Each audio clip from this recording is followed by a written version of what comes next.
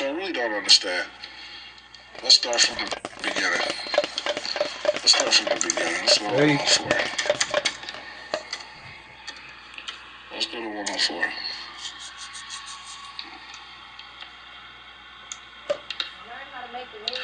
What you did was gave them a negotiable instrument.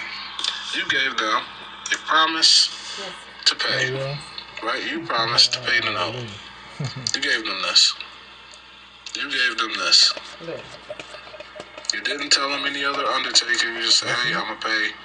Y'all give me this. Buttermilk, and the ranch package. They took this negotiable instrument. They took it. They found a financial institution.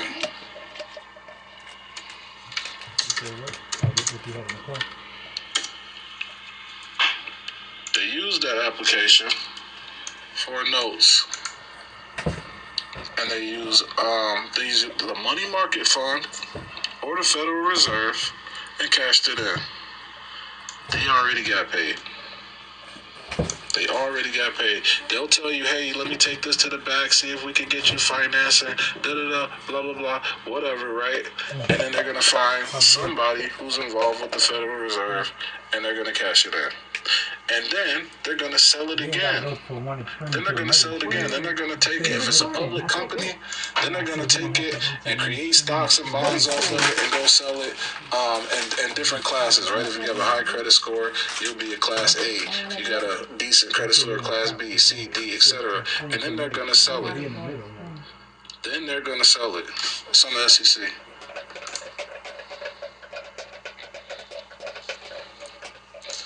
You can do what's called an audit, or you can do your own audit. Right? Company search. I don't know who y'all got. Let me just put Toyota.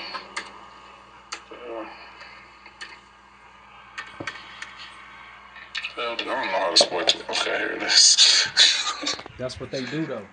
They're gonna tell you when to open that they're selling it. Typical. They predictable, bro. They're gonna tell you. So predictable. Same thing. They're gonna tell you all the time. I really want 8K form of whenever you sent it, whenever you signed. Usually within 21 days, they'll have an 8K form, either monthly or quarterly. They'll have that form, and you'll be in that class. You'll be in there. And they're selling this shit on the stock market. You can see it.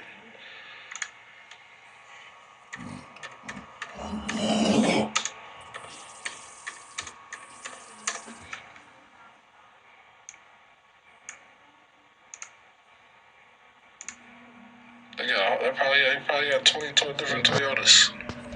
Selling all kinds of shit. Who knows? Right. Doing a forensic audit. All these companies are doing it. They'll get paid 30 times. They're selling your security interest. They're selling it. They're charging you 2 times more. They're going to pay for it. They're going to pay all the interest, which happens to be more than it even costs, which is also illegal. Like that. Watch this. Let me show y'all something. This is why y'all need AI. This is why everybody should get comfortable with some AI.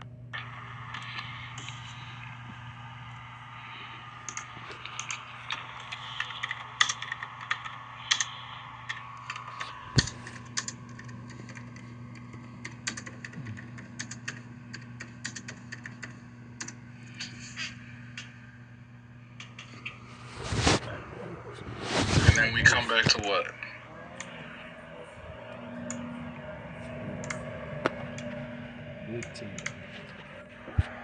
There's laws on this. I can't sit here and go to every state and tell y'all exactly which one, because there's probably 50, 60 y'all in here. But there's laws. You can't just charge whatever you want. You think you can charge whatever you want? Wouldn't everybody be doing it?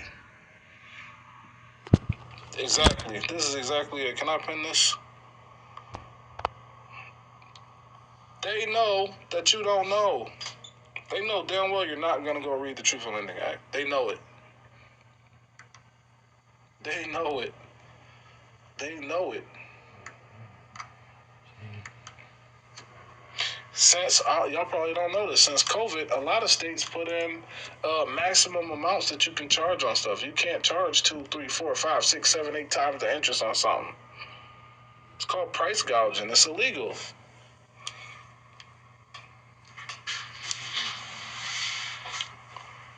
How to apply it? Not so. There's a ways to apply it in notice, right? You can send a notice of billing error and let them know, hey, governing laws say this, or hey, our contracts say this. So you can just reach out and talk to them, or you could use the CFPB, or you could bring them to court.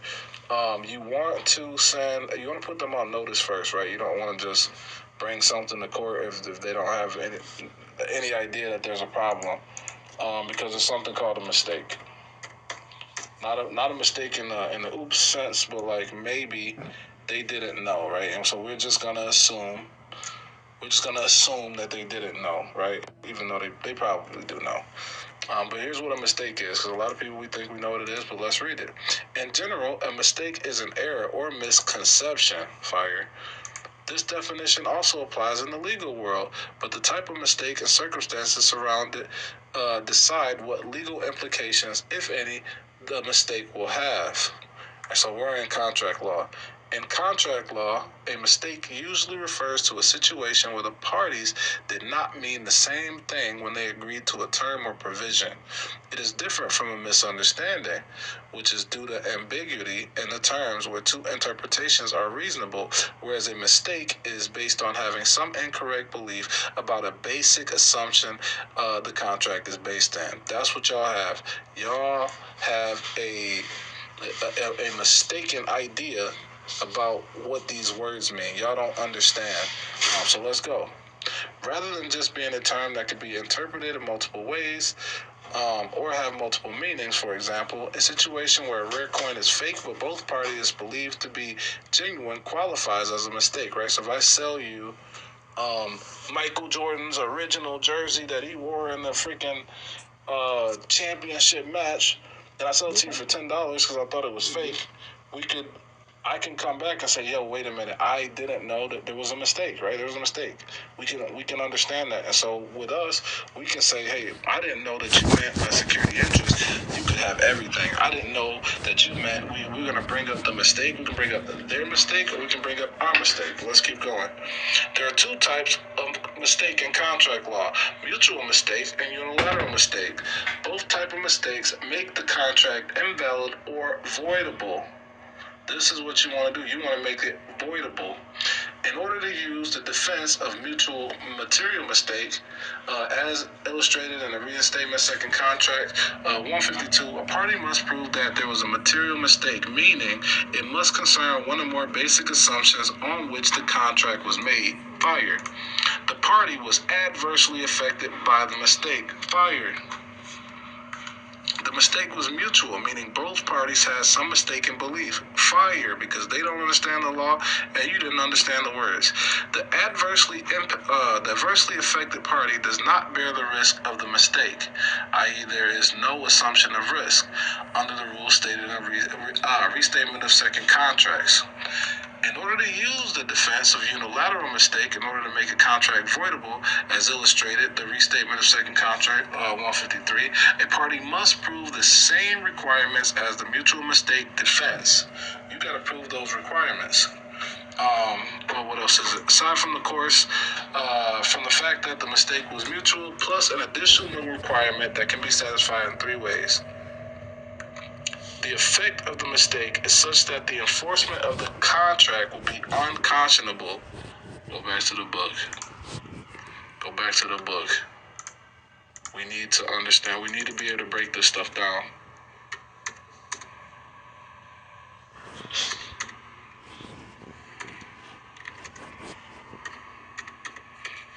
Alright, where did it go? I spelled it wrong. I'm probably spelling it wrong. Google, correct me. I'm about to spell it wrong again. Maybe that's it. Without a conscience, unscrupulous, so unfair or unjust that it shocks the conscience. The objective is adjective. I want the legal definition. Oh, so maybe I did spell it right. Where did it go?